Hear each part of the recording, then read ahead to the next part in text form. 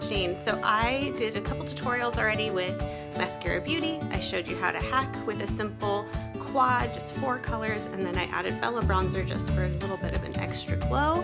And now I'm going to show you how to use shadow, contour, and the Know Your Angles brush, which I've angled a little bit.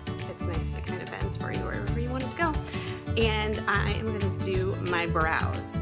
So I have nothing on them right now, and I'm going to just take the angled end of the Know Your Angles brush, and I am just basically going to go to where the point of where I want my eyebrows to start, and I'm doing little stampy motions, just little stamps, and then I'll do a line underneath, and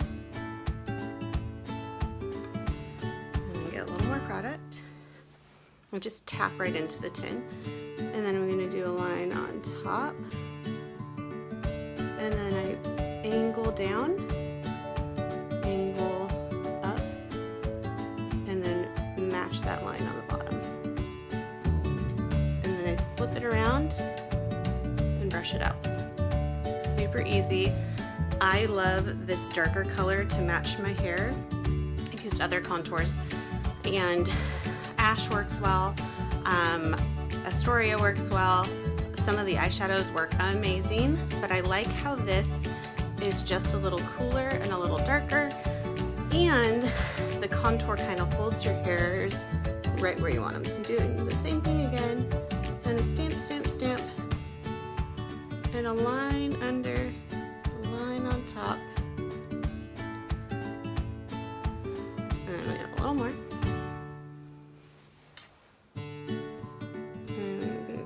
A little more here, and then angle down. And then I'm going to do my angle under,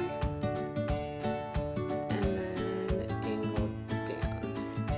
And then I just brush it up and down, and there it is.